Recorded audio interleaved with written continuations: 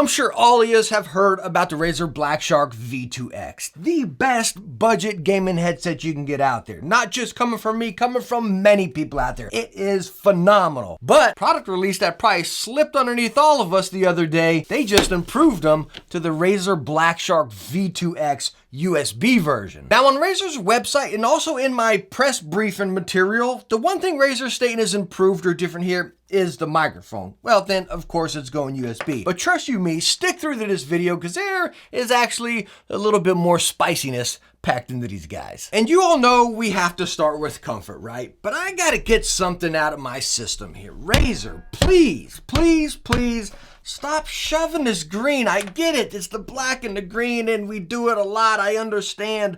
But like this product, spoiler, is so stinking awesome, but good night, it doesn't go with my setup. You all know I got a red setup, so now it looks like I got a stinking Christmas setup. If this was all black, oh mamma mia, it would be fantastic. I don't know. Is that just me? Am I just being picky here? Whatever, let's look past it and dive into the comfort. And where I want to start with the comfort is the weight of this headset. Yo, it is incredibly lightweight. Now our cable is over here and it is attached. You cannot remove the cable. Again, it's USB. We're getting 246 grams. So yes, this headset is incredibly lightweight. And when you sit it on your head, you really feel that. Now the ear cushions, same as you saw in the V2X, you got that silky sports material out there. If you can see, pleather on the outside, pleather on the inside. Really nice and deep and big and super plush. I mean, these ear pads are fantastic. Very comfortable, but yes, also very easy to replace. Just peel off, bam, slap some other ones on. Headband also very, very plush all the way around here. Fully pleather going all the way around, but again, super plush. Now, as we know, the Blacksharks don't have traditional swivel, but since they are on these forks, they actually still move and they conform right to your head shape. I stinking love it because again, you don't get any pressure points or anything like that. It just rolls right to your head. So it's a little bit that way, bam, a little bit this way. Really, really nice and implemented there. Now, as far as adjustment, it is still on those forks right there, sliding up and down. Now, these feel a little bit lighter than say my Blackshark V2 Pros or some other versions I've used.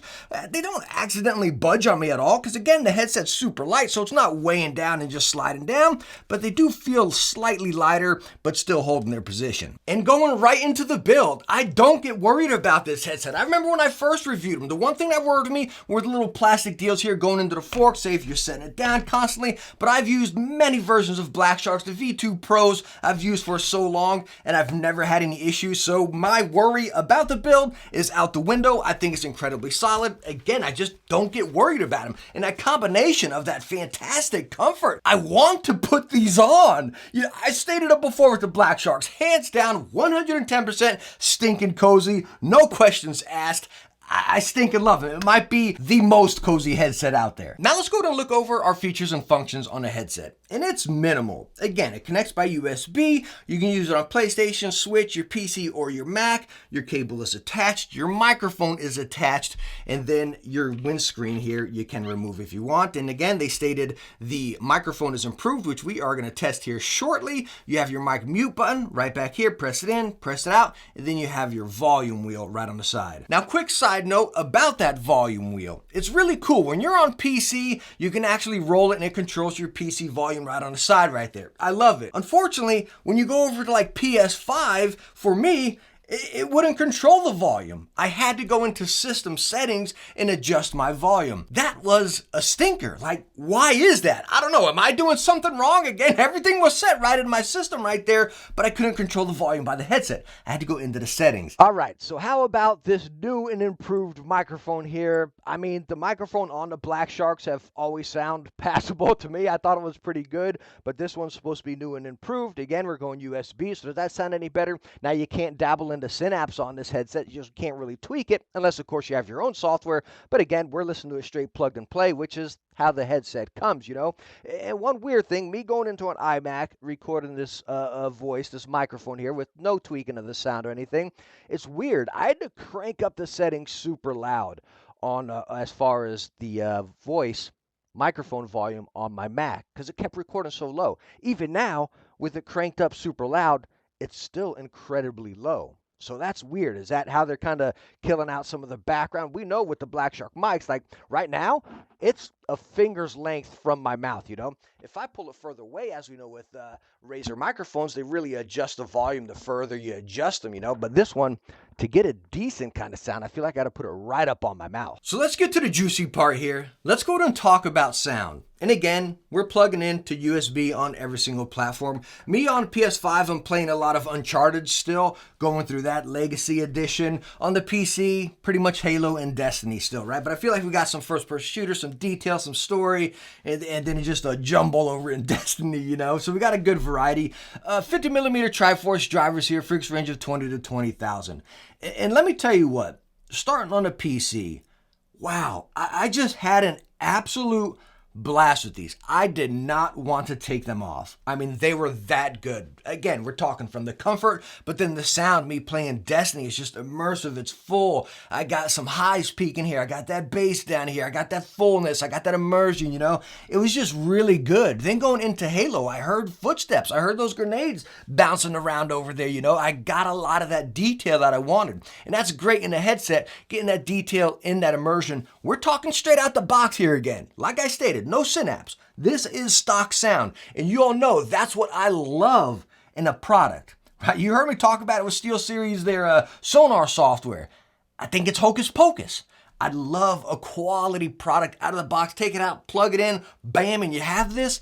I love it. I really do. Now coming over to PlayStation 5 playing Uncharted, very nice, very potent. I was within the game. Nothing was overdone. The bass wasn't too like foggy in the background where you kind of, that wind turns into bass. It's not like that. The highs were very nice right there. You had those mids kind of peeking into those highs with like a gun blast or shotgun blast or something like that. Really, really nice. Again, on console, that volume thing stinking drove me nuts how I couldn't adjust it. That's a big bummer. But again, on PC, my primary platform to game on, wow, I mean, it sounded so good. You're probably asking, hey, Techne, does it sound better than the 3.5 one? Well, yeah, it does. You're going USB, so you're getting power pumped to it here, you know?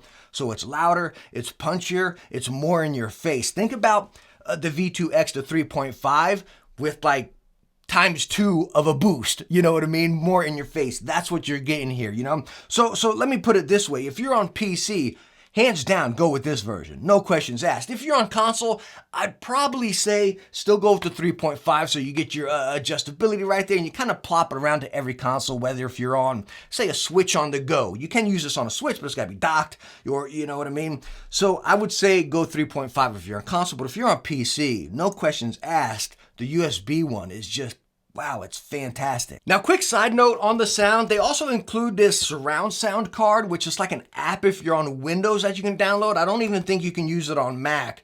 It says like Windows required or something like that. I downloaded it and I tried it, and it's decent. I mean, as I just stated, guys, you all know I don't like sound morphing, and I am not a big fan of 7.1 sound tweaking. It just jacks with the sound too much. You got such a good sound right here. You don't even got to bother with this. But you do have this if you want to play around with it, and then you can pay like a fee and you get like half off to get DTS or something. I say forget about it. Again, focus on what you have right here, which is very good out of the box. Now hold up. I know what you're thinking. Hey, he covered the headset. Let me go on skedaddle out of here, right? Nah, stick with me for a little bit here, right? Number one, being the price tag on this headset, still staying at $60. The exact same as the 3.5 one. And that's, again, probably the number one question on a lot of yours mind that I already answered. Should you go with the USB or the 3.5? And just to reiterate, go with the 3.5 if you're in console. Go with the USB if you primarily play on PC. It's easy as that. Both the exact same price, and that is how you should class them right there. More importantly, you guys are probably asking about the Blackshark V2 with the sound card right here, right? Should you go with this one or this one? What's the differences here? Well, you got different ear pads and a different headband up here. You got that cloth, which is very nice. Is it like game-changing over this? Yo, they're both incredibly stinking cozy, hands down. Like you're gonna, as far as comfort, I give them both a win. I'd say these are a little more breathable because you got a little more cloth right there, okay, as far as comfort. But again, they both get a win. Now you do get the sound card with this, but other than just a sound card, it goes 3.5 into that. So you can use this 3.5 or USB. And going USB, you get to dabble with Synapse and dabble with some EQs and other sound settings in Synapse. So you have a little more flexibility with this here. Is it worth, what are these guys, like maybe $30 more? Is it worth that $30 more?